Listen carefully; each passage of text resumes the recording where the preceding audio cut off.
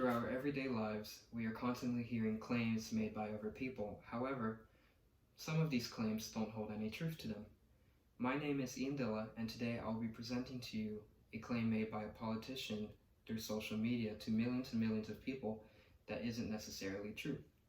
Now, this is something we should be concerned about because as a politician, you should be transparent and honest, and if you aren't any of those, then you're misinforming the people of America, which isn't something you want in a position of power, because then that would lead to problems down the road. The politician I will be talking about today is Donald Trump, and he tweeted out that his administration has done more for the African American community than ever before, and that no other president has done as much as he has for the black community. However, this isn't necessarily true. According to the National Archives, in 1863, on January 1st, Abraham Lincoln, the 16th President of the United States, passed the Emancipation Proclamation, which freed all of the slaves at the time. Then, also according to the National Archive, in 1964, Lyndon B. Johnson passed the Civil Rights Act, which basically ended segregation and made it illegal.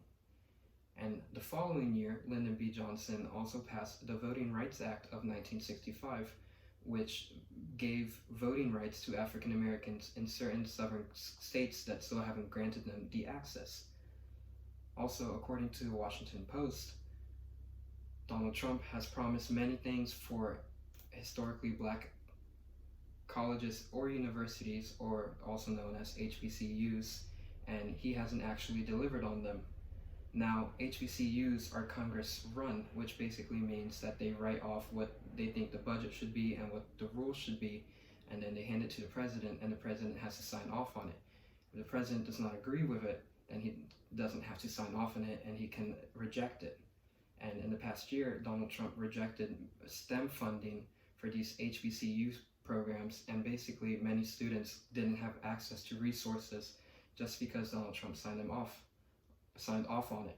Now, this completely contradicts what he tweeted out, that his administration has done more for black communities than any other president before, and this is shown evident through Abraham Lincoln freeing the slaves and through Lyndon B. Johnson ending segregation and also giving them voting rights. And then on top of that, he contradicted himself because he cut funding for primarily black students and their STEM programs, so they didn't have the same access to resources. Now, with this information, I would just like to remind you guys to keep yourselves informed and to not necessarily believe every claim you're told right away, and to instead conduct your own research so then you can gather your own knowledge on it and know whether that claim is true or not. Thank you.